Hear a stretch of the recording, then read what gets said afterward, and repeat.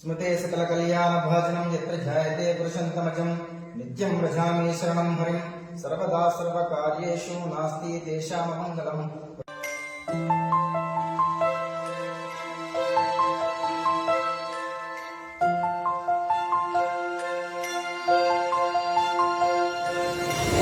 ప్రస్తుతం మనం సిద్దిపేట జిల్లా అనంతసాగర్ గ్రామంలో ఉన్నాం.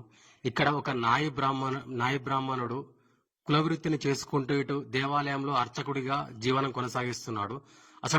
అతడు అర్చకుడిగా ఎలా మారాడు అతను అడిగి తెలుసుకున్నాం. నమస్కారం సార్. నమస్కారం అండి. సార్ చెప్పండి సార్, మీరు ఒక నాయి బ్రాహ్మణ వృత్తి నుంచి వెళ్ళి అర్చకుడిగా ఎలా మారారు? జై శ్రీమన్నారాయణ. నా పేరు సింగిరాల శ్రీనివాస్, నాయి బ్రాహ్మణ. మాది శనిగరం గ్రామము. నేను ఇందులోనికి రావడానికి కారణం ఏమిటంటే, చిన్నప్పటి నుంచే నాకు ఆధ్యాత్మిక పరంగా భగవంతుడు అంటే ఇష్టము, భక్తి ఎక్కువ ఉన్నది.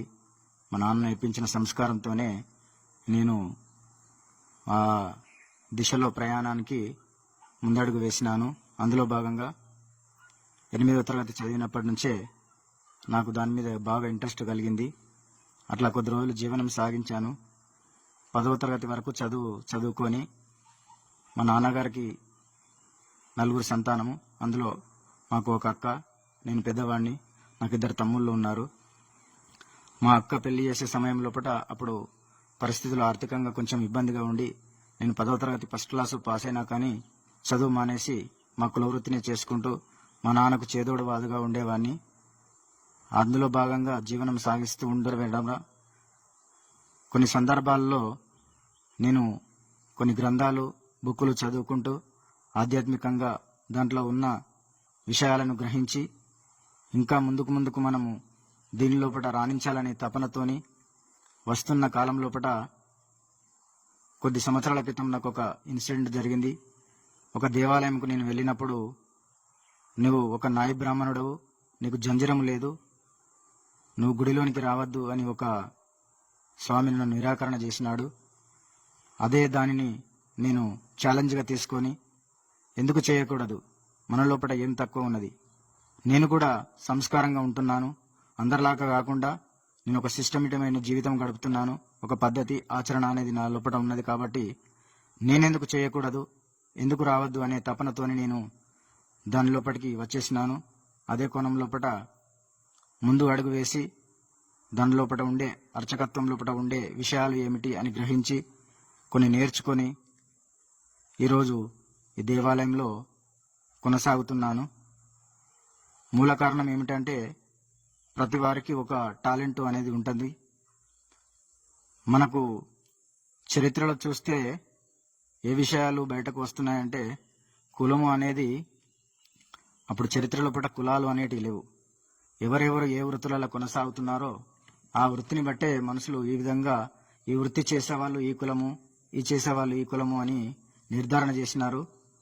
కులము కన్నా మిన్న గుణము ప్రధానము, మాట కన్నా మిన్న మనసు దృఢము అనే శ్లోకం ద్వారా తెలియజేస్తున్నాను. కులాలతోని పని లేదు. ఎవరైనా సంస్కారవంతులుగా ఉండి జ్ఞానం లోపల ఉండి మంచి విధానం లోపల ఉంటే ప్రతి వాళ్ళు ఎవరైనా సరే ఏదైనా ఎంచుకొని నిర్వర్తించాలి అనేది నా ద్వారా నేను తెలియజేస్తున్నాను. నాకు ఏంటంటే ఇప్పుడు ఆర్థికంగా కూడా కొంచెం ఇబ్బందిగా ఉన్నది కాబట్టి మళ్ళీ యథావిధిగా దేవాలయ సమయం ప్రకారం దేవాలయంలో పూజ నిర్వహించుకుంటూ మళ్ళీ నా కులవృత్తిని యథావిధిగా నేను కొద్ది టైం దానికి కేటాయించుకున్న జీవనం సాగాలనే కోణం లోపల కులవృత్తి చేసుకుంటూ ఉన్నాను. ఆ విధంగా నాకు నా లోపటున్న ఈ జ్ఞానాన్ని ఒక నాయి బ్రాహ్మణుడు ఒక దేవాలయంలో ప్రధాన అర్చకుడిగా కొనసాగుతున్నాడని కొన్ని ప్రైవేట్ సంస్థ వాళ్ళు నన్ను గుర్తించి ఇట్లాంటి వారిని, ఇట్లా ఉన్న ఎవరైనా సరే ఇలాంటి వారిని మనం ప్రోత్సహించి కొంచెం సమాజానికి పరిచయం చేస్తే వాళ్ళు ఇంకా ముందుకు వెళ్ళి భవిష్యత్తులో మంచి స్థానం పొంది వాళ్ళు మంచి గుర్తింపు వచ్చి రావాలని ఒక సంస్థ వాళ్ళు, ఇంటర్నేషనల్ వండర్ బుక్ వాళ్ళు ఒక అవార్డు ఇవ్వడం జరిగింది. అలాగే విశ్వగురు వరల్డ్ రికార్డ్ ఆఫ్ వాళ్ళు కూడా ఒక అవార్డు ఇవ్వడం జరిగింది. ధన్వంతరి వాళ్ళు కూడా ఒక అవార్డు ఇవ్వడం జరిగింది. ఇలా ఒక్కొక్క సంస్థ వాళ్ళు, జాతీయ పురస్కార్ నేషనల్ అవార్డు వాళ్ళు కూడా ఒక అవార్డు ఇవ్వడం జరిగింది. ఇదేంటంటే ఏదో అవార్డులు తీసుకున్న పెద్ద గొప్ప విషయం కాదు. అంటే నాలాంటి వాళ్ళు, ఒక జ్ఞానం ఉన్న వాళ్ళు కనుమరుగు కావద్దు. వారిలో పట్టున్న కళలు సమాజానికి తెలియజేయాలి. ఇట్లా ఉత్సాహపరిస్తే వాళ్ళు ఇంకా ఇంకా ఆ భక్తి మార్గంలో ప్రయాణం చేసి ఇంకా ఇతరులను కూడా చైతన్యపరుస్తూ ఇంకా కూడా అందరూ వెనుకబడతనానికి గురి కావద్దు, ముందు అడుగు వేసి ఒక పద్ధతిగా జీవనం కొనసాగించాలి. అందరూ వస్తున్నారు, ప్రపంచంలో కూడా ఎంతో మంది పుడుతున్నారు, పోతున్నారు. ఆ విధంగా కాకుండా మనం కూడా ఈ ప్రపంచం లోపల కానీ మన దేశం లోపల కానీ మన జీవితానికి ఒక అర్థము సార్థకత ఉండాలి. మన ద్వారా ఆధ్యాత్మికంగా ఏ విధమైన ఒక 10 మందికి మనం మేలు చేయాలి అనే ఒక మంచి మార్గ సూచన చేయాలనే కోణం లోపల నేను ఇందులో భాగంగా రావడం జరుగుతూ ఉన్నది.